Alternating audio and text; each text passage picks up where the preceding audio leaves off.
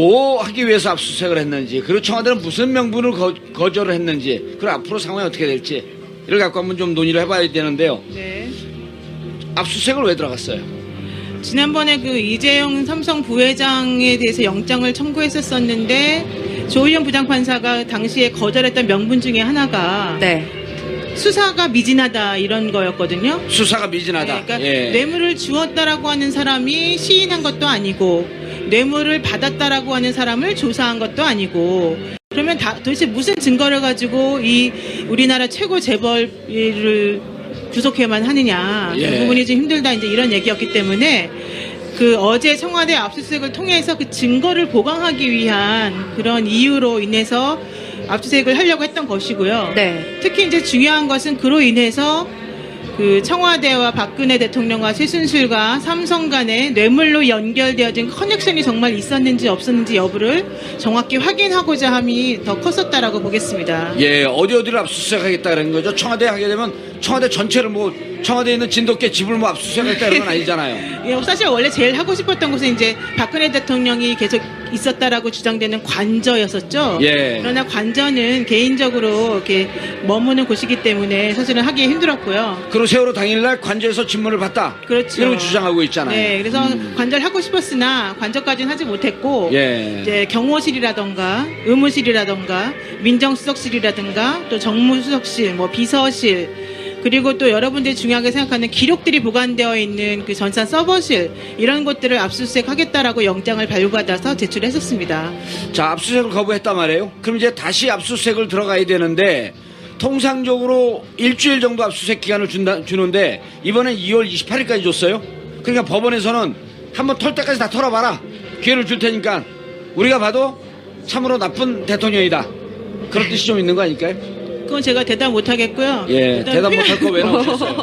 표현이 상당히 과격하십니다. 근데 그런 생각도 좀 있지 않았을까라는 생각을 제가 좀 잠시 점잖게 해봅니다. 예. 근데 이제 중요한 것은 그 사실 이제 박근혜 대통령이 만약에 정말 떳떳하다면 어제 청와대 압수수색을 하려고 했을 때 압수수색 하세요라고 하는 게 사실 맞지 않습니까? 그럼요. 예. 웰컴 특감. 네, 그렇습니다. 특검. 그래갖고 빨리 압수수색을 해라. 네, 왜냐면은 내가 하나도 당신들에게 뭔가 뭐 안 될 게 없다. 특히 이제 뭐가 문제였냐면은 국가의 중대한 이익을 해하는 경우가 아니고서는 그 청와대에 대한 압수수색에 대해서 책임자는 승인을 해야 된다라고 하는 법조항이 있기 때문에 예. 이번에 특검이 그런 점을 들이밀면서 압수수색에 응해달라고 요구를 했었지만 네. 대통령 입장에서는 그걸 응할 수 없었고, 그래서 한강호 비서실장하고 어제 그 박 경호실장이 승인 거부를 2시에 최종적으로 통보를 했었습니다.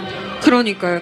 이제 황교안 권한대행이 우리에게 권한이 없다, 나에게 우리와 좀 무관한 일이다라는 식으로 일관을 했는데 왜 이렇게 소극적으로 좀 취하는 건지 저는 궁금하거든요. 그러니까 이제 거기서 비서실장이 거절하니까 네. 사실은 책임자는 황교안 아니냐, 직무대행 아니냐 하면서 황교안 권한대행에게 협조금을 발송했단 말이에요. 그러니까 지금 뭐라고 얘기했다고요, 황교안?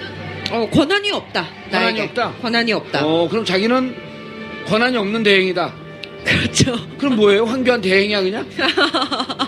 그러니까 궁금한 거죠, 그게. 예. 그러니까는 그 어제 10시 정도에 이제 특검보 3명이 전부 다 출동을 했었고요. 그래도 특별수사관까지 해서 20명 정도가 10시 정도에 연풍문을 가서 압수수색에 응해달라고 요구를 했었는데 네. 계속해서 못 들어간다라는 그런 사실상 물리적인 거부 행위만 하고 있다가 예. 2시 경에 이제 그 승인을 못하겠다라고 하는 통보서를 가지고 나왔는데 거기에 책임자가 한강호 비서실장하고 이제 그 경호실장 이름 2명이 명의로 돼 있었단 말이에요. 예.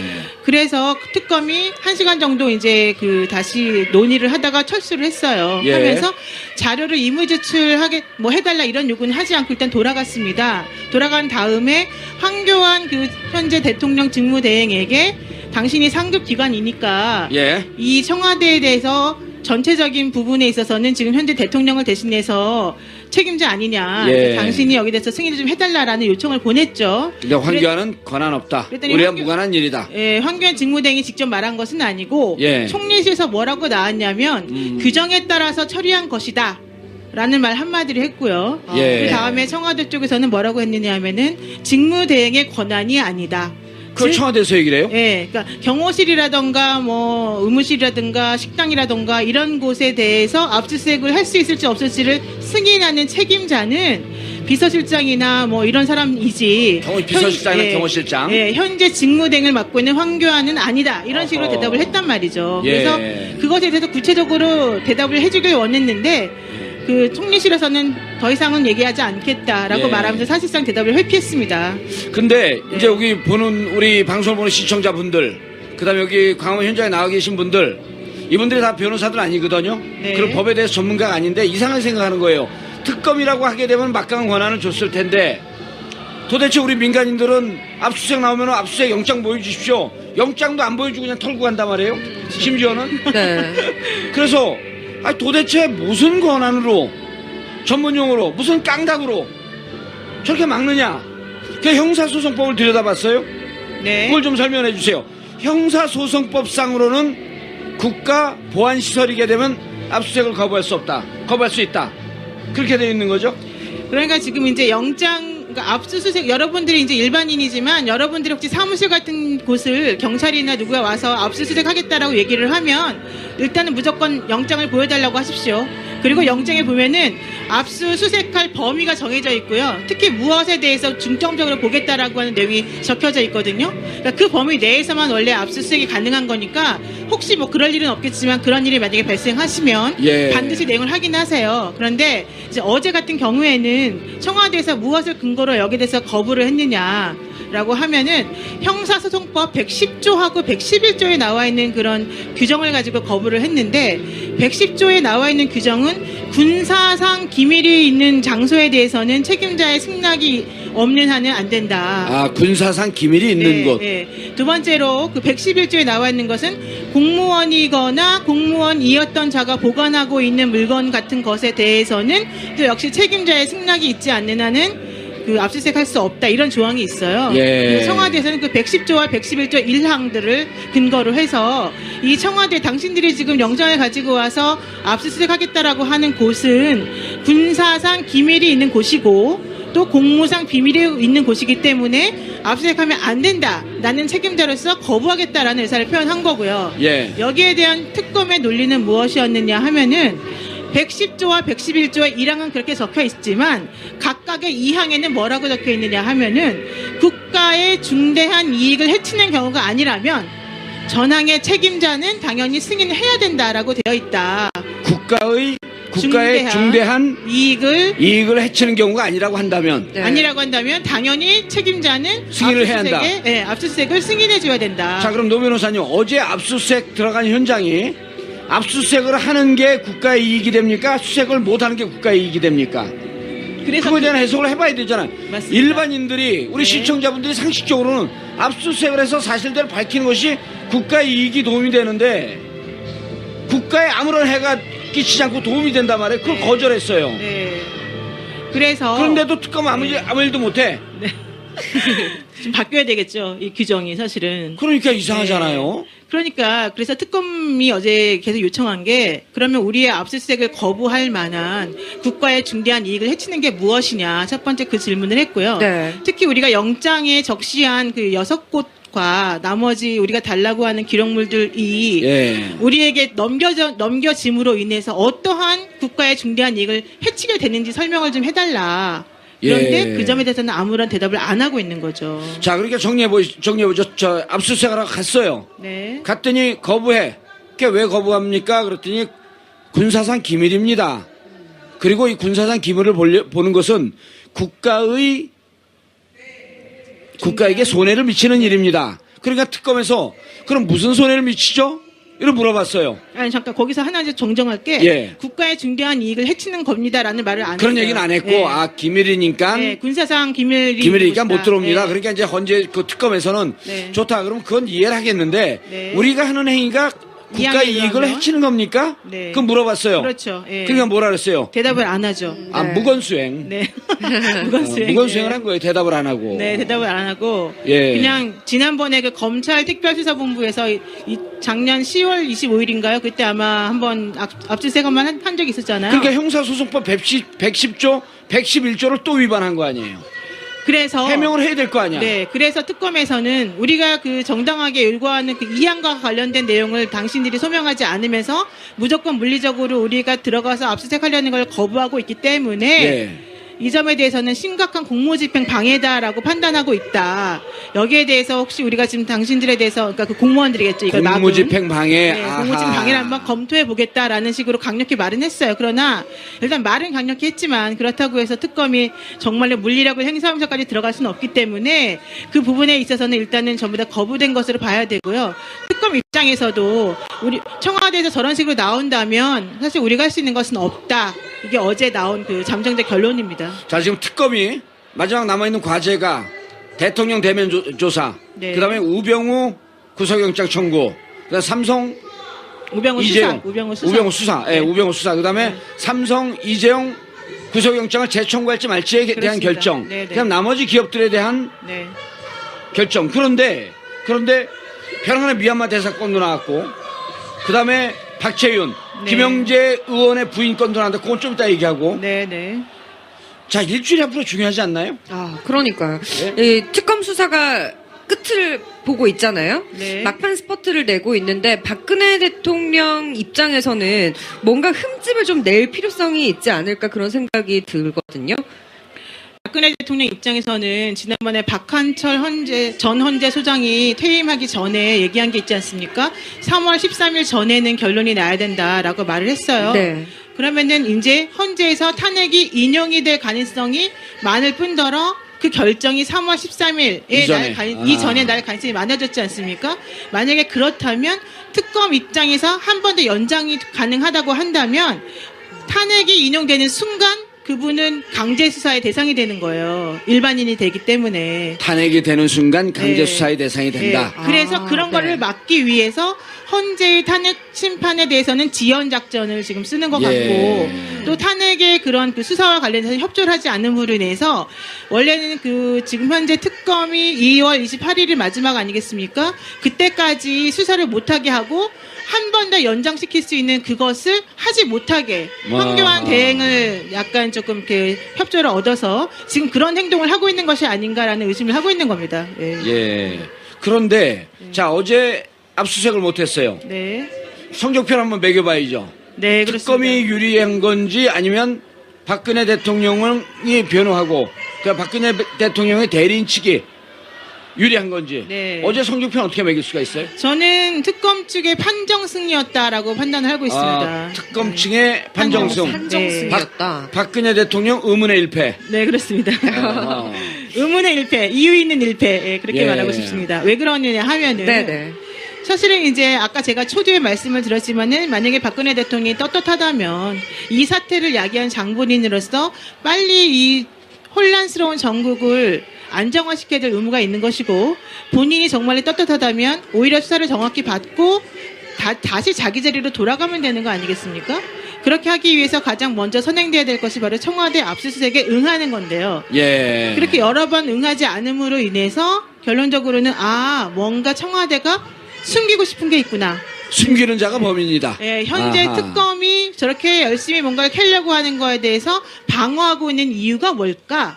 예. 라고 하는 의심을 품게 만들고 왔고요. 첫 번째로는. 우후. 두 번째로는 다음에 그 박근혜 대통령이 대면 조사가 예정되어 있지 않습니까? 박근혜 대통령에 대한 대면 조사에 대해서 특검이 만약에 이렇게 청와대 압수수색까지 못하게 되는 상황이라고 한다면 우리들은 어떻게 생각하고 있습니까? 박근혜 대통령이 뭔가 문제가 있고 숨기고 많기 때문에 청와대 압수수색도 응하지 않고 다음 대면 조사도 응하지 않을 가능성이 많구나라고 생각할 수밖에 없잖아요. 그렇기 때문에 대면 조사도 아마도 거부할지도 모른다라고 하는 거를 미리 미연에 방지하기 위해서 약간 압박용으로 어제 사실은 그런 행위가 있었다라고 볼 수 있는 거죠. 예. 네. 그러니까 이제 그 압수수색 들어가면 네. 이건 불을 보듯이 뻔한 일인데 압수수색 거부할 것이다. 왜냐하면 지난번에 특별수사본부 할 때도 거부했었고 네. 또 이제까지 청와대가 압수수색 당한 적이 없다라고 하는 이유를 들어서 네. 안 할 것이 뻔하지만 네. 곧 있을 대면 조사에서 당신은 압수수색도 거부했어? 대면 조사도 안 받을 거야? 그렇죠. 뭔 죄가 그렇게 많은데 그렇죠. 하면서 국민들에게도 메시지를 주고 헌재에도 메시지를 그렇죠. 주는 예, 그런 압박의 효과가 있었다. 네, 그런 효과가 있었고요. 아하. 또 하나 이제 중요한 게 뭐냐면은 그 아까 말씀하신 게 삼성 이재용 그 부회장에 대한 영장 재청구도 지금 아직 결정을 못 하고 있는 상태가 아니겠습니까? 그렇다면 삼성 이재용에 대한 영장을 대청구하기 위해서는 영장 기각 사유에 있는 것들을 하나씩 제거를 해줘야 되는 거예요. 네. 아, 삼성 이재용하고도 연결이 네. 되어 있네요. 영장 기각 사유 중에 하나가 박근혜 대통령 조사 안 했고 수사 미진하다 이거였잖아요. 예. 그러니까 특검 입장에서는 우리는 수사하려고 했다. 저쪽에서 거절했다. 증거를 찾으려고 했으나 상대방이 어. 거부했다. 이런 그 방어 논리를 한 번 더 마련할 수가 있는 거고요. 예. 또 하나는 황교안 직무대행에게 공을 넘김으로 인해서 사실은 만약에 특검이 압수수색을 못했다면 누구 탓이 됩니까? 황교안 직무대행 탓이 되겠죠. 또 어허. 황교안 직무대행과 청와대의 탓이 될 수 있는 거고요. 예, 1타 3피네. 만약에 성공했다면 누구의 공이 됩니까? 시민 여러분과 언론과 특검의 승리가 되겠죠. 그렇죠. 예, 그러니까 그런 여러 가지 것들을 고려했을 야, 때 네. 어제 특검이 청와대 압수수색 비록 실패했지만 그것은 성공적인 실패였다라고 성공적인 말씀을 실패였다. 드리고요. 예. 또 하나는 그와 동시에 시선을 청와대 압수수색으로 돌리는 동시에 어디를 압수수색했죠? 어제 또 다시? 금융위원회. 그렇죠. 금융위원회와 공정위를 공정거래위원회. 어제 했잖아요. 예. 금융위원회가 공정거래위원회는 어제 압수수색 당할 줄을 정말 몰랐었다고 꿈에도 몰랐다고 얘기를 하고 있고요. 아, 특히 네. 공정위 같은 경우에는 위원장과 부위원장이 모두 서울로 출장을 간 사이에 이루어졌어요. 아, 사무실 어디 있는데요? 세종시에 있습니다. 세종시. 예. 그래서 기본적으로 어제는 아무도 방어를 할 수 없고 대응할 수 없었다. 공정거래위원회 자료는 다 털렸다. 네, 그렇습니다. 어허. 그래서 근데 공정위와 금융위원회를 압수수색하면서 무엇을 찾고자 했는가가 중요하지 않겠습니까? 그렇죠. 네. 그 왜 자료- 거길 느닷없이 예, 들어갔는지. 그게 바로 삼성이 제일모직하고 물산이 합병을 하면서 여러 가지 불협화음이 많았었는데 그 합병 비율과 관련해 가지고 순환 출자 고리가 이상하다라고 하면서 그 순환 출자 고리와 관련되어 있는 가이드라인을 공정위에서 만들려고 했다가 삼성에서 반대한 적이 한 번 있었어요. 예. 그 부분과 관련되어 있는 혹시 청와대 외압이 있었던 건 아닌가? 또 유재경 미얀마 대사를 삼성 출신으로 임명함으로 인해서 네. 혹시 삼성으로부터 무슨 뭔가 압력을 받고 청와대에서 금융위와 공정위에다가 뭔가 절차적으로 삼성을 도와주라고 한 건 아닌가? 금융위하고 공정거래위원회. 네. 예. 또 하나는 그 이상화 하나은행 그 본부장에 대해서 청와대에서 금융위원회를 통해서 3번이나 청탁을 했다 그래요. 승진을 해달라고. 예. 청와대가 왜 일개 본부장, 은행 본부장의 청탁을 그렇게 3번이나 강력했겠습니까? 그분이 바로 정유라 씨와 그 최순실 씨의 독일에서의 그런 자금을 대출해 주는데 아주 현격한 공을 세우신 분이거든요. 예. 이제 그런 여러 가지를 종합해 봤을 때 아마도 이것은 삼성의 뇌물죄와 관련돼서 즉 대통령과 최순실 씨와 삼성 간의 고리를 찾기 위해서 증거를 확보하기 위한 신의 한 수가 아니었느냐 예. 이런 얘기를 하고 있는 겁니다. 알겠습니다. 그러니까 네. 청와대 압수수색하면서 모든 언론은 청와대에서 압수수색을 허용할 것이냐, 그렇죠. 거부할 것이냐, 네. 관심 묵직했었고 실제 수사관들은 20명 정도 청와대 보내놓고 나머지는 정작 실적은 네. 금융위원회하고 공정거래위원회 가서 네. 너네가 이재용한테 승계하는 과정 속에서 그렇죠. 삼성을 도와줬고 그리고 이 도와주는 과정에서 청와대 압박은 있었는지 네. 그다음 정유라를 지원하는 과정 속에서 삼성과 청와대는 어떤 관계가 있었는지 그 자료를 파악하러 들어갔고 어제는 일단 뭐가 나올지 모르지만 자료를 상당 부분 다 확보를 했다. 예, 어제는 아하. 필요한 자료들은 많이 확보하신 걸로 알고 있고요. 역시 봉도사님 다르시네요. 정리를 확실해 주십니다. 예. 네. 네. 자, 그렇게 예. 본다면은 이제 네. 삼성 뇌물 수사의 제2라운드에 들어간 걸로 볼 수가 있을까요? 어떻게 생각하세요? 네. 2라운드. 네, 제 2라운드. 쓰는데. 어떻게 그런 말을 쓸 줄 알아요? 깜놀. 아유, 뭐 별거 아닌데요. 저기 써 있어. 깜놀. 저기 써 있어요. 밝히시면 어떡해요?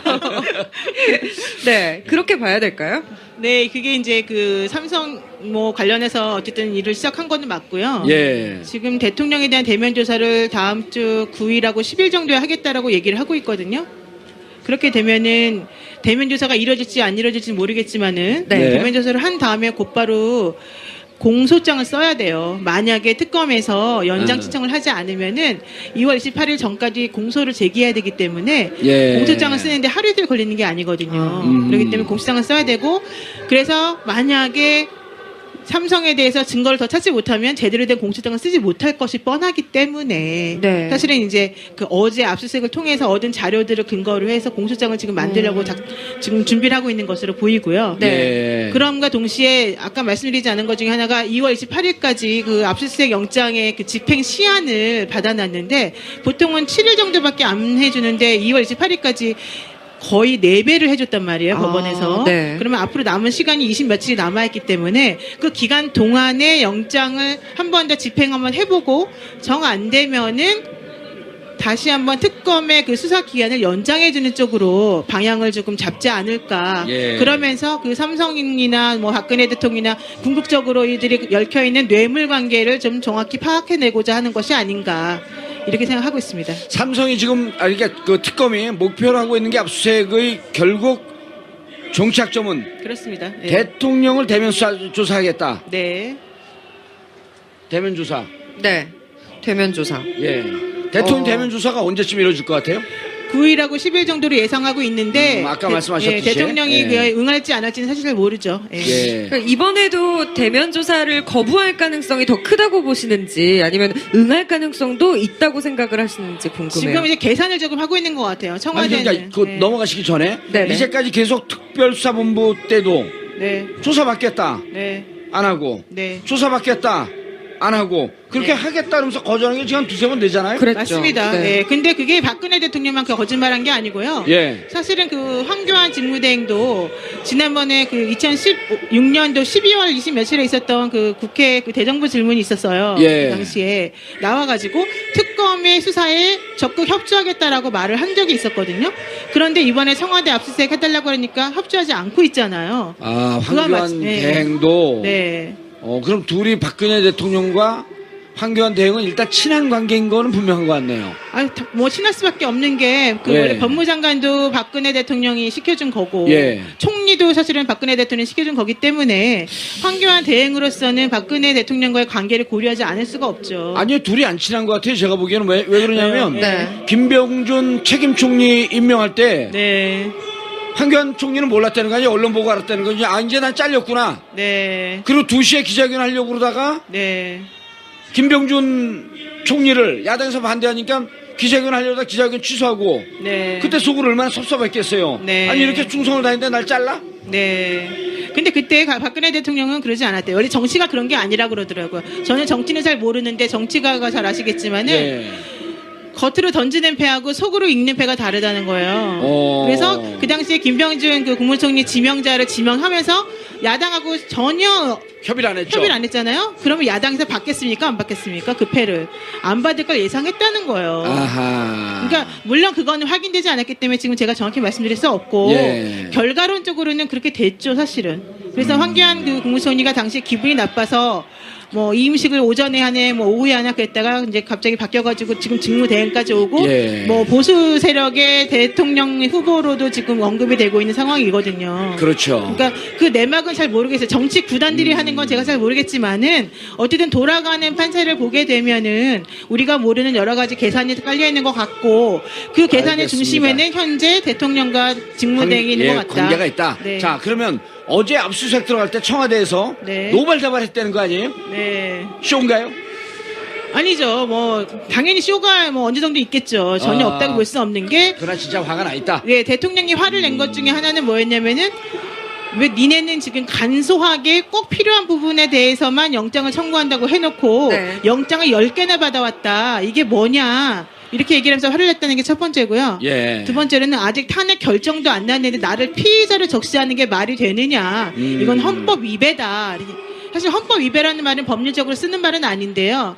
그 대통령 탄핵 심판 관련해가지고 그 대통령실 변호인단 측에서 헌법 위배 이런 말이 많이 나오고 있거든요. 예. 그래서 그 말이 이제 여기도 지금 차용이 돼서 쓰이고 있는 것 같아요. 근데 예. 그런 식으로 화를 많이 냈다고 하죠. 근데 그건 일부러 그랬다는 설도 있어요. 왜냐면은 어차피 청와대 압수수색 하겠다라고 한 거는 특검이 계속해서 공식적으로 말해왔던 거기 때문에 그걸 가지고 화를 낼 것도 아니고 대통령에 대해서 피해자를 적시한 건 사실 이번에만이 아니거든요. 최순실이나 다른 사람들에 대해서 영장을 청구하고 구속하면서 기소하면서도 네네. 대통령이 공모했다는 부분을 많이 넣었기 때문에 뭐 이번에 영장 청구하면서 대통령을 피의자로 넣었다는 게 화를 그렇게 많이 낼 만한 상황은 아니죠. 그런데 일부러 그렇게 화를 많이 내면서 반대하는 것은 다른 속내가 있는 것이다라고 하는 게 일반적인 법조인의 시각입니다. 예. 그 다른 속내가 뭔가 네. 이제 그걸 생각을 해보면 앞으로 있을 대면 조사에서 거부할 명분을 만들기 위한 거다라는 예. 생각도 있는 거죠. 예. 자, 그러면은 그 이제 피의자라고 명시된 게 네, 정확하게 어제 처음 알려진 거예요? 그렇습니다. 네. 그런데 그 전에 이미 그럼 최순실 기소할 때 네. 그때도 피의자라고 공소장에 들어가 있을 거라고 저희가 추정을 하고 있었잖아요. 아, 제가 그 공소장들을 많이 봤는데요. 예. 거기는 박근혜 대통령과 공모하여라고만 되어 있고요. 피의자라고 안 돼 있고. 거기는 그렇게 될 이유가 없는 것이 당시에 구속해야 될 사람 혹은 공소 제기되어야 될 사람은 박근혜 대통령이 아니고 최순실이나 안정권과 같은 사람들이었기 때문에 그분들에 대해서만 그 명칭을 피해자라고 하면 되는 것이었습니다. 근데 이번에는 영장의 범죄 사실을 적시해야만 압수수색 영장이 발부되거든요, 법원으로부터. 예. 그런데 이번에 범죄 혐의는 누구에 대한 범죄 혐의냐면은 대통령에 대한 범죄 혐의이기 때문에 피의자 박근혜 대통령이라는 걸 적시하지 않으면 영장이 발부가 안 돼요. 아하. 그렇기 그때는 때문에- 공범이었는데 지금은 그렇죠. 피의자라고 적시했기 때문에 네, 네. 이제 국민들에게 설로만 돌았던 박근혜 대통령 피의자로 적시했다. 같다는 거죠. 뇌물죄와 권리행사 직권남용이 관련된 죄로 인해서 피의자라고 명시를 정확히 한 거고요. 감옥 가시겠네. 그 큰일 났네. 전에는 공모하여라고만 되어 있습니다. 최순실, 안정범 등과 공모하여. 공모하여 공범이었다가 이제 피의자로 딱 찍혔고 그렇습니다. 네네. 그것도 뇌물죄. 네, 뇌물죄. 이거 비싸잖아요. 뇌물죄가 상당히 큽니다. 1억 원 공무원이 뇌물을 네. 받은 경우에는요. 예. 1억 원 이상의 뇌물을 받으면은 최하가 10년. 그다음에 최대가 무기징역입니다. 그래서 무기징역까지 가능한 상황이 돼버렸죠. 아니 근데 우리 여기 그 공개 방송에 나오신 분들 흉측한 분들이에요. 다른 사람 감옥 가서 10년 받는다 이렇게 박수를 치세요. 아, 박수가 적게 나와서 지금 그 야유를 보내시는 거구나. 잘못을 했다면 뭐 네. 처벌을 받아야겠죠. 아, 그렇죠. 그럼요. 아니 그런데 네. 중요한 거는 네. 영장을 청구할 때까지는 아직까지 수사가 제대로 이루어지지 않았기 때문에 네. 혐의가 있다는 것만 적은 거예요. 그러니까 그걸 가지고 화를 낼 필요가 없고 혐의 사실이 나와 있으면 적극적으로 수사에 응해서 그렇죠. 나한테 죄가 없다는 걸 밝히면 되는 거거든요. 예. 그게 올바른 피의자와 올바른 시민의 태도인데 그거를 안 밝히면서 나를 피의자로 적시해 기분 나빠 이러면서 보이콧하는 거는 옳지 않다. 아니 일반인은 못 그래요. 그렇습니다. 당연하죠. 일반인은 예를 들어 당신 죄 있어 그러고 사람들이 이제 착각을 하는 게 있는데 네. 자 검찰에서 당신 죄 있다 그러면서 소환할 때는 네. 죄를 밝히려고 하는 검찰과 그걸 방어하려고 하는 본인과 변호사 그렇습니다. 예. 방어권을 준 거 아니에요 사실은 어제. 네, 그렇습니다. 당신 죄 있다고 모든 사람들이 이렇게 믿고 있는데 네. 저 태국기 들고 하고 있는 일부 박사모만 그렇게 믿지 않고 있는데 정말 당신 죄가 있는지 없는지 우리가 좀 따져봐야 되겠다. 그렇습니다. 예. 죄가 없다고 하니 조사를 받고 각종 증거를 갖고 우리가 입증을 할 때 당신은 방어를 해라. 그렇죠. 증거 다 내놔라. 맞춰보자. 예. 그럼요. 예. 증거 방어권을 승부해보자. 주는데 거절한 거 아니에요? 그렇습니다. 예. 어허. 자, 근데 시간이 없어요. 네. 시간이 없다고요? 예. 네, 어떤 방송 시간? 아니, 특검이 네. 시간이 없어요. 아, 방송 시간도 없습니까? 예, 방송 시간도 없고요. 아, 우리 지금 예, 안 여쭤볼 게 보여요, 너무 날 많은데, 시간이. 네. 물어봐 주세요. 빨리빨리. 시간이 없어서 지금 촉박한 심정입니다. 근데 특검의 수사기간 말씀하고 계셨죠? 네, 예, 의원님. 특별 수사기간. 네, 2월 수사기간. 28일까지가 일단 1차적이고요. 만약에 연장하고 싶으면 3일 전에 신청을 해서 그 황교안 직무대행이 승인을 해줘야 됩니다. 예, 승인할 것 같아요. 연장할지 안 할지 황교안 직무대행이 사실은 승인할지 안 할지 잘 모르겠어요. 예. 네, 저의 생각은 황교안 직무대행이 반기문 그 전 총장이 지금 사퇴함으로 인해서 유력한 대선 후보로 언급이 되고 있지 않습니까? 예. 그런 정치적인 것을 사실은 좀 즐기고 계시는 게 아닌가 생각이 들어요. 말씀은 안 하지만. 네네. 그런 경우라면 여론의 향방이나 이 국민들이 실체적 진실을 밝히고 싶어하는 이런 마음 이런 것들을 전혀 모를 수가 없고요. 그런 것을 그렇게 그냥 무시하고 마이웨이로 갈 수가 없지 않을까. 근데 또 한편으로는 아까 말씀드린 것처럼 박근혜 정부에서 본인이 승승장구한 게 있기 때문에 무조건적으로 또 박근혜 대통령을 배신하는 그런 입장에 있을 수도 없다. 이런 마음도 또 들 수 있거든요. 그래서 아마도 마음속에서는 여러 가지 계산이 하루에도 많이 있으실 것 같은데 제 생각에는 5대5 정도 뭐 근데 좀 시간이 좀 지나서 오늘 촛불 집회 열기를 보신 다음에 조금 마음이 더 달라지지 않을까. 예, 혹은 오늘- 대면 조사를 하느냐 안 하느냐에 따라서 또다시 결정이 나지 않을까 이런 생각입니다. 그렇죠. 대면 조사는 이제 2월 10일 전후로 갖고 이루어질 예정이고 물론 네. 신청을 하고 네. 이루어질지는 모르지만 네. 자 이제 중요한 거는 네. 그러면 이 특검에 대해서 많은 분들이 시간이 너무 짧다. 네, 맞습니다. 그 연장을 하려고 그러는데 결국은 연장의 칼자루를 황교안 총리 권한대행이 갖고 있으니 네. 국회에서 이 문제를 좀 풀어줘라 네. 하는 이런 움직임도 있지 않나요? 네, 맞아요. 여러분들이 이제 아시다시피 그 박근혜 대통령에 대해서 탄핵이 결정되고 특검이 결정되면서 특검 사무실 마련하는 게 사실 되게 힘들었었거든요, 처음에. 예. 그때 그 100명이 넘는 인원이 들어가야 되고 기자들이 또 상주해야 되기 때문에 그 정도의 공간이 비어있는 곳이 사실 남아있는 게 별로 없지 않겠습니까? 예. 그래서 박영수 특검이 처음에 그런 장소를 물색하는 데만 해도 원래 시간이 많이 걸렸어야 돼요.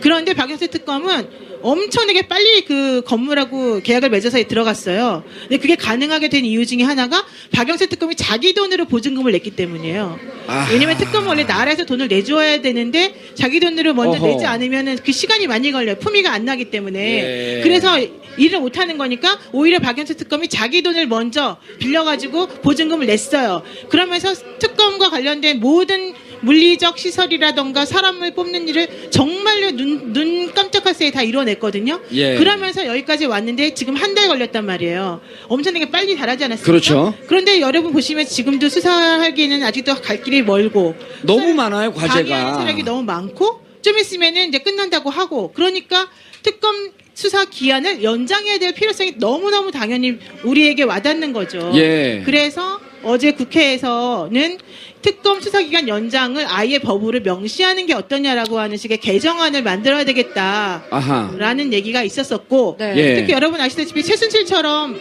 구치소에 수감되어 있는 사람임에도 불구하고 특검이 조사받으러 나오라니까 안 나오고 버티잖아요. 그건 무슨 근거예요? 그거는 검찰에서 기소한 거하고 특검에서 지금 현재 이 사람에 대해서 기소한 게 다르기 때문에 그래요. 아, 강제 수사권이 없어요, 그러면? 네, 그러니까 검찰 본인 어허. 특검에서 만약에 이 사람을 구속해서 영장을 청구받아서 수사하겠다라고 하면은, 그러니까 지금 나와 있는 사람들처럼 그러면은 괜찮아요. 그런데 예. 그게 아닌 경우에는 특히 안정범이나 최순실처럼 특검이 이루어지기 전에 이미 기소가 된 사람들이잖아요. 네. 그 사람들에 대해서는 특검이 다른 별건이 되는 거예요. 특검이 지금 수사하는 내용은 별건 수사를 위해서 그 사람들 부를 수가 없어요. 왜냐하면 이 사람들 방어권을 위해서. 그렇기 때문에 강제 수사를 못했기 때문에 계속해서 여러 가지 새로운 범죄 사실에 대해서 체포영장을 발부해서 이 사람에 대해서 수사하겠다라고 하는 거였거든요. 그래서 그런 그 두 가지 강제 수사와 관련된 부분하고 또 그 특검 기간 연장과 관련된 부분에 대해서 개정하겠다라고 하는 그런 개정안을 월요일쯤에 지금 그 국회에 건의해서 상정할 예정이다라고 제가 얘기 들었습니다. 네. 그렇다면 실제로 이제 법이 개정될 가능성이 얼마나 있을까요? 그게 아, 이제 잠깐만요. 그쪽으로 넘어가기 전에. 그럼 네. 월요일 날 그 법을 낸대요? 그거는 정도사님이 저한테 말씀해 주신 건데요. 예. 제가 보기에는 아마도 안건이 아니 그 전부터 계속 그 아니, 논의가 나는 있었었고 우리 노 변호사님한테 들었는데. 그 논의가 있었었고 아마 예. 제가 보기에는 월요일 정도에 국회에서 지금 그 부분에서 집중적으로 논의한 다음에 올리거나 그 즈음에 이루어질 것 같습니다. 예. 아, 그 박주민 변호사가 개정안 내겠다는 게 그거죠? 네 그렇습니다. 아하. 예. 그러면 이 개정안에 이제 무슨 내용이 들어가나요? 그렇게 되면은 아까 말씀드린 두 개. 기간 네, 연장, 예, 그냥 그다음에- 강제 수사할 수 예, 있는 예. 것. 아, 강제 수사까지. 아하. 네. 그러면은 이번에 굳이 황교안 총리한테 직무대행한테 우리 연장해줘라 그러지 말고 직접 법을 개정해서 하겠다. 근데 그 부분에 조금 의문이 있는 게 현재 특검법이 먼저 발효가 돼서 그 특검법에 근거해서 현재 특검이 꾸려진 거잖아요. 예, 근데 지금 말씀하시는 개정안은 특검이 진행되는 중간에 들어가는 거잖아요. 예. 그럼 이게 과거에 있었던 특검의 시초부터 소급해서 적용을 할 수 있는 거냐 이 문제가 또 있거든요. 예. 그거는 좀 약간 법리적으로 좀 따져봐야 될 문제예요. 그리고 지금 이제 말은 사실 쉽게 했지만은 강제 수사 같은 경우는 또 좀 문제가 될 수 있어요. 특검 수사기간 연장 같은 경우는 뭐 필요에 따라서 가능하겠지만은 강제 수사는 사람의 인신을 구속해서 체포해서 하는 거기 때문에 네. 방어권을 좀 보장해줘야 되는 게 헌법상에 명시돼 있거든요. 예. 그렇다면 특검법이라고 하는 그런 헌법의 하위법이 예. 중간에 개정되면서 강제 수사를 하겠다라는 것을 올렸을 때 과연 그것이 법리적으로 타당한 것인가는 다시 논의를 해봐야 된다는 거죠. 이렇게 하면 되죠. 네. 특별한 사유 없이 거절할 수 없다. 뭐 그렇죠. 그렇다 그러니까 하더라도 그러면은 방어권은 보장을 하는 거 아니에요. 내가 몸이 아프다. 그러니까 지금보다는 어쨌든 조금 강제성은 있지만 헌법 정신을 위배하지 않은 상태에서 특검에서 소환할 경우에 특별한 사유가 없이 거절할 수 없고 거절할 경우에 사유를 밝히지 못한다고 한다면 어느 정도의 무슨 근데 사유 다 밝혔잖아요. 아프다. 예 아프다. 아프다. 네, 못 나가겠다. 공황장애다. 힘들다. 최순실이 빙의한 줄 알았어요, 벼랑간에. 죄송합니다. 근데 그렇게 나오면 예. 어쩔 수가 없다는 거예요, 제 말은. 그러나 네. 기간 연장만이라도 돼도 지금 아직 그렇죠. 과제가 너무 많아요. 네, 너무 많아요. 대통령 대면 수사 있죠. 네. 삼성 어떻게 할 거예요? 그렇죠. CJ, 롯데 네. 어떻게 할 거예요? SK. 어떻게 해요? 그다음 지금 잡은 그 누구예요? 박채윤. 박채윤, 네. 아. 김영재 성형외과 원장의 부인인 박채윤 씨가 사실 이 사건의 배후에 있다라고 하는 그 청와대 비선진료와 관련되어 있는 모든 사건의 중심이다라는 얘기까지 사실은 있죠. 그러니까 너무 많은데 지금 보게 되면 실질적으로 며칠 남았냐면 이제 24일 남았거든요. 네, 그렇습니다. 그냥 말은 24일이지만 공소장을 써야 돼. 연장이 안 돼요. 열흘 정도가 그러니까 필요하죠.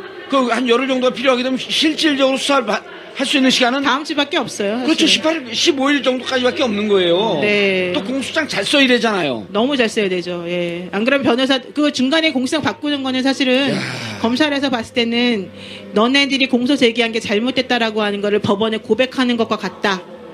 그렇게 우리는 지금 받아들이거든요. 그러니까 네. 처음에 공소장을 되게 잘 써야 되고 또 처음에 만약에 잘못 쓰게 되면 변호인들의 그 변호 논리에 다 깨집니다. 지난번에 그 이재용 부회장의 영장이 기각된 것도 삼성 법무단이 300명이 넘고요. 그 법조 관련된 인맥을 총동원해서 사실은 그 외부 변호사들을 선임해서 막아낸 결과거든요. 그러니까 변호사들의 그 논리가 그렇게 허술룩한 게 아니기 때문에 이 특검부 몇 명 뭐 이런 분들만 가지고는 힘들죠. 공소장 쓰기가 쉽지 녹록지 너무 않다. 어렵습니다. 아. 네. 네, 방금 또 말씀을 하셨는데 박채윤 씨에 대해서 네. 잠깐 설명 좀 부탁드려도 될까요? 그러니까 이 막장 드라마는 주제가 끊기질 않아요. 시청률은 조금 떨어졌는데 네. 주제가 끊기지 않아. 근데 박채윤 씨 약간 좀 떨어지는 이름 외우기도 아니에요, 다시 힘들어. 나오고. 이름 외우기도 너무 많아요. 굉장히 인물이 너무 많아. 진짜, 네. 근데 이름 예쁘지 않습니까? 채윤. 갑자기. 아니 어느 날 청소하던 아주머니가 누구세요? 그러니까 내가 네 엄마다. 걔 갖다 자전거 타고 가는 아저씨가 딱 돌아보더니 사실은 내가 네 아빠였다. 끊임이 없는 거예요. 이 막장 드라마의 끝이 어디예요? 도대체 박지훈 씨 누구예요 이게? 그 김영재 성형외과 원장님이 지금 현재 그 청와대 비선진료의 의혹과 관련해 가지고 중심에 서 있는 분이잖아요. 그 대통령의 세월호 7시간 동안에 혹시라도 그 대통령에 대해서 뭐 우리가 잘 알지 못하는 약물을 투여 뭐 주사한 것은 아닌가라는 의혹도 받고 있고 그분이 대통령과 관련하여 그 이제 얼굴에 성형과 관련된 리프팅 실이 있습니다. 그 실 네네네. 회사를 그 부인하고 동생이 같이 하고 있는데 그 실과 같은 것이 사실은 상당한 수익을 얻을 수 있는 자료가 되는데 그런 재료를 서울대 병원이든지 여기에 어디든지에서 쓸 수 있도록 청와대에서 많이 적극적으로 도와줬다는 거예요. 예. 그래서 그 리프팅 실과 관련된 특허 소송도 지금 계속해서 하고 있는 중이고 그러거든요.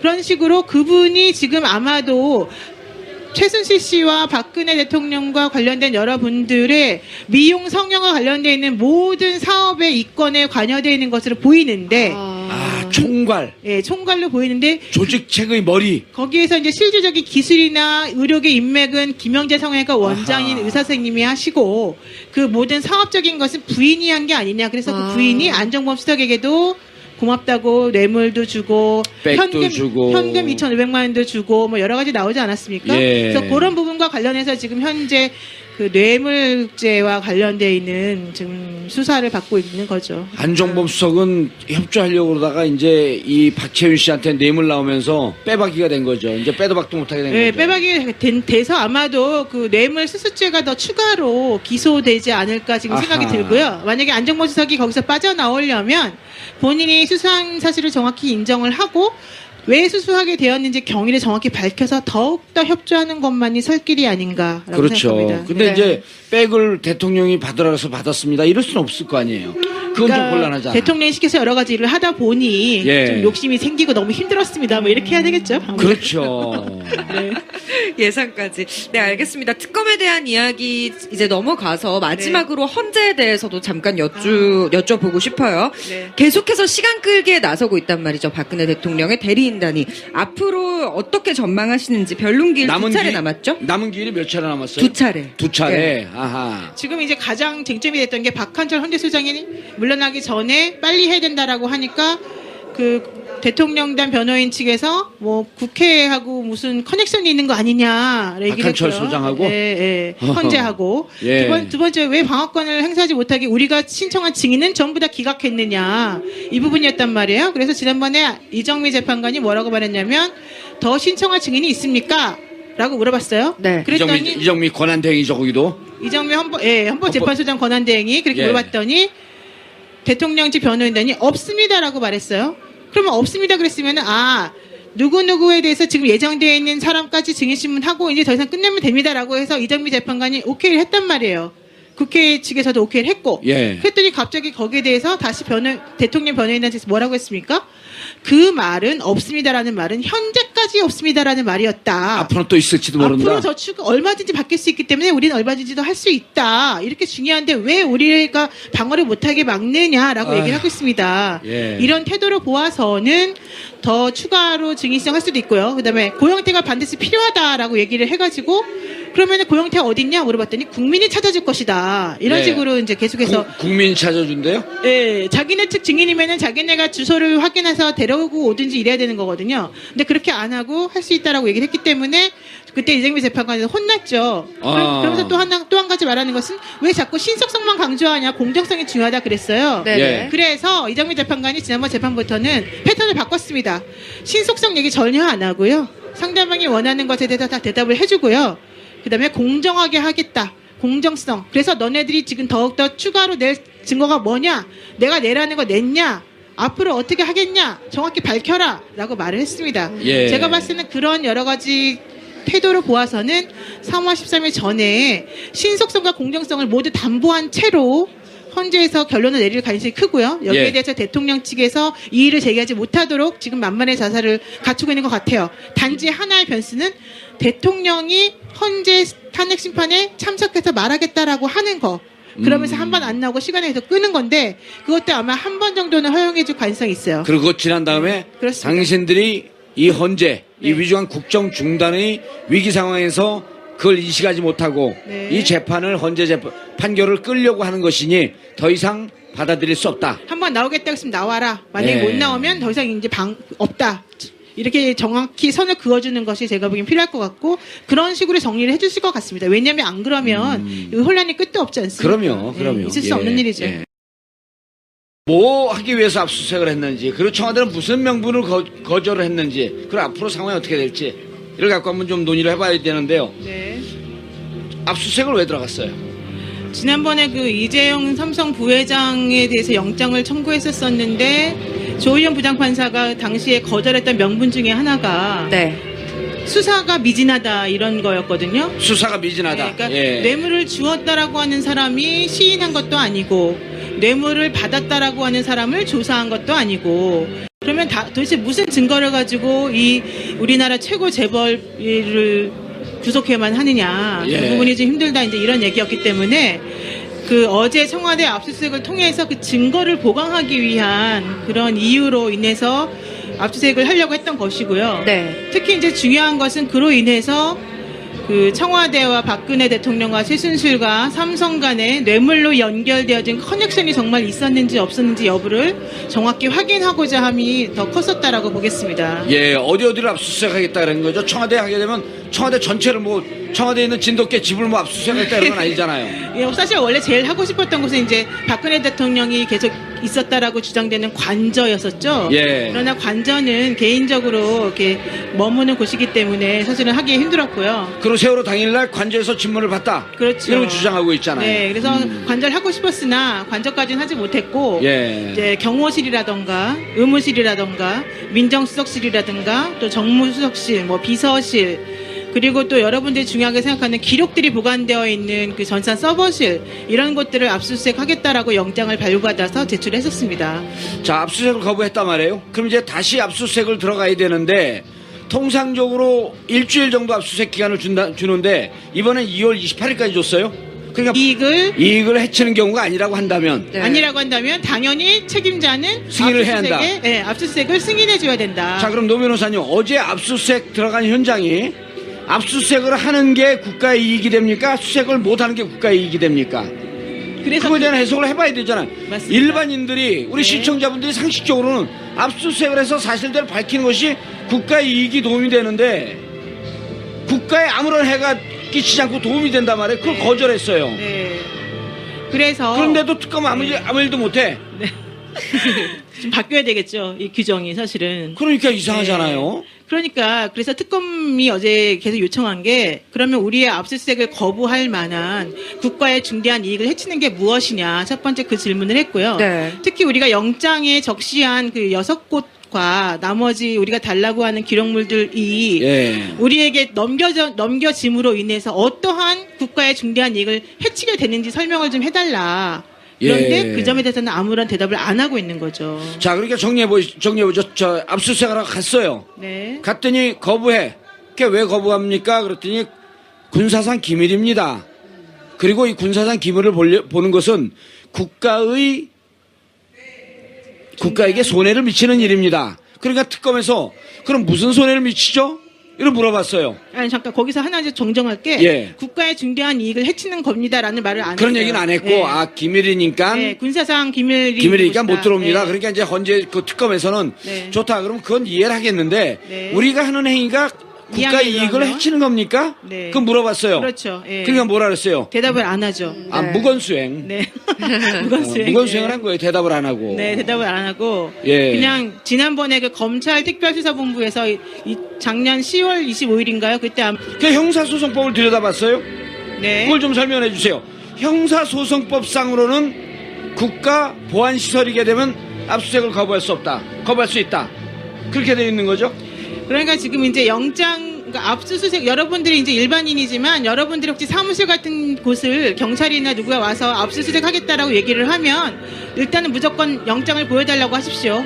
그리고 영장에 보면은 압수수색할 범위가 정해져 있고요. 특히 무엇에 대해서 중점적으로 보겠다라고 하는 내용이 적혀져 있거든요. 그러니까 그 범위 내에서만 원래 압수수색이 가능한 거니까 혹시 뭐 그럴 일은 없겠지만 그런 일이 만약에 발생하시면 예. 반드시 내용을 확인하세요. 그런데 이제 어제 같은 경우에는 청와대에서 무엇을 근거로 여기에 대해서 거부를 했느냐 라고 하면은 형사소송법 110조하고 111조에 나와 있는 그런 규정을 가지고 거부를 했는데 110조에 나와 있는 규정은 군사상 기밀이 있는 장소에 대해서는 책임자의 승낙이 없는 한은 안 된다. 아, 군사상 기밀이 있는 곳. 네. 두 번째로 그 111조에 나와 있는 것은 공무원이거나 공무원이었던 자가 보관하고 있는 물건 같은 것에 대해서는 또 역시 책임자의 승낙이 있지 않는 한은 그 압수수색 할 수 없다 이런 조항이 있어요. 예. 그래서 청와대에서는 그 110조와 111조 1항들을 근거로 해서 이 청와대 당신들이 지금 영장을 가지고 와서 압수수색 하겠다라고 하는 곳은 군사상 기밀이 있는 곳이고 또 공무상 비밀이 있는 곳이기 때문에 압수수색하면 안 된다.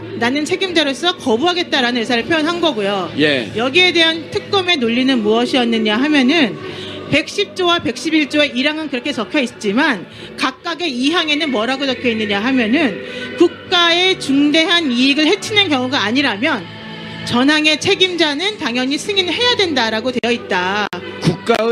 국가의 중대한 법원에서는 한번 털 때까지 다 털어봐라. 기회를 줄 테니까 우리가 봐도 참으로 나쁜 대통령이다. 그런 뜻이 좀 있는 거 아닐까요? 그건 제가 대답 못 하겠고요. 예, 대답 못할 거 왜 나오셨어요? 표현이 상당히 과격하십니다. 근데 그런 생각도 좀 있지 않았을까라는 생각을 제가 좀 잠시 점잖게 해봅니다. 예. 근데 이제 중요한 것은 사실 이제 박근혜 대통령이 만약에 정말 떳떳하다면 어제 청와대 압수수색을 하려고 했을 때 압수수색 하세요라고 하는 게 사실 맞지 않습니까? 그럼요. 예. 웰컴 특감. 네, 그렇습니다. 특검. 그래갖고 빨리 압수수색을 해라. 네, 왜냐면은 내가 하나도 당신들에게 뭔가 안 될 게 없다. 특히 이제 뭐가 문제였냐면은 국가의 중대한 이익을 해하는 경우가 아니고서는 청와대에 대한 압수수색에 대해서 책임자는 승인을 해야 된다라고 하는 법조항이 있기 때문에 예. 이번에 특검이 그런 점을 들이밀면서 압수수색에 응해달라고 요구를 했었지만 네. 대통령 입장에서는 그걸 응할 수 없었고 그래서 한강호 비서실장하고 어제 박경호 실장이 승인 거부를 2시에 최종적으로 통보를 했었습니다. 그러니까요. 이제 황교안 권한대행이 우리에게 권한이 없다, 나에게 우리와 좀 무관한 일이다라는 식으로 일관을 했는데 왜 이렇게 소극적으로 좀 취하는 건지 저는 그러니까 궁금하거든요. 이제 거기서 비서실장이 거절하니까 네. 사실은 책임자는 황교안 아니냐, 직무대행 아니냐 하면서 황교안 권한대행에게 협조공문을 발송했단 말이에요. 그러니까 지금 뭐라고 얘기했다고요, 황교안? 권한이 없다, 나에게. 권한이 없다? 권한이 없다. 그럼 자기는 권한이 없는 대행이다. 그렇죠. 그럼 뭐예요? 황교안 대행이야 그냥? 그러니까 궁금한 거죠, 그게. 예. 그러니까는 어제 10시 정도에 이제 특검보 3명이 전부 다 출동을 했었고요. 그래도 특별수사관까지 해서 20명 정도가 10시 정도에 연풍문을 가서 압수수색에 응해달라라고 요구를 했었었는데 네. 계속해서 못 들어간다라는 그런 사실상 물리적인 거부 행위만 하고 있다가 예. 2시경에 이제 승인을 못하겠다라고 하는 통고서를 가지고 나왔는데 거기에 책임자가 한강호 비서실장하고 이제 경호 실장 이름 2명이 명의로 돼 있었단 말이에요. 예. 그래서 특검이 1시간 정도 이제 다시 논의를 하다가 철수를 했어요. 예. 하면서 자료를 임의 제출하게 해달라 이런 요구는 하지 않고 일단 돌아갔습니다. 돌아간 다음에 황교안 현재 대통령 직무대행에게 당신이 상급 기관이니까 예. 이 청와대에 대해서 전체적인 부분에 있어서는 지금 현재 대통령을 대신해서 책임자 아니냐. 예. 당신이 여기 대해서 승인을 좀 해달라라는 요청을 보냈죠. 근데 황교안은 권한 없다. 그랬더니 우리가 무관한 일이다. 예, 황교안 직무대행이 직접 말한 것은 아니고 예. 총리실에서 뭐라고 나왔냐면 규정에 따라서 처리한 것이다. 라는 말 한마디를 했고요. 예. 그 다음에 청와대 쪽에서는 뭐라고 했느냐 하면은 직무대행의 권한이 아니다. 그걸 청와대에서 얘기를 해요? 예, 그러니까 경호실이라던가 의무실이라든가 식당이라던가 이런 곳에 대해서 압수수색을 할 수 있을지 없을지를 승인하는 책임자는 비서실장이나 이런 사람이지. 비서실장이나 경호실장. 예, 현재 직무대행을 맡고 있는 황교안은 아니다. 이런 식으로 어허. 대답을 했단 말이죠. 예. 그래서 그것에 대해서 구체적으로 대답을 해주길 원했는데 총리실에서는 더 이상은 얘기하지 않겠다라고 예. 말하면서 사실상 대답을 회피했습니다. 근데 네. 이제 여기 우리 방송을 보는 시청자분들, 그다음에 여기 광화문 현장에 나와 계신 분들, 이분들이 다 변호사들 아니거든요. 네. 그리고 법에 대해서 전문가가 아닌데 이상하게 생각하는 거예요. 특검이라고 하게 되면 막강한 권한을 줬을 텐데 도대체 우리 민간인들은 압수수색 나오면 압수수색 영장 보여주십시오. 영장도 안 보여주고 그냥 털고 간단 말이에요. 심지어는. 네. 그래서 도대체 무슨 권한으로, 전문용어로 무슨 깡닭으로 저렇게 막느냐.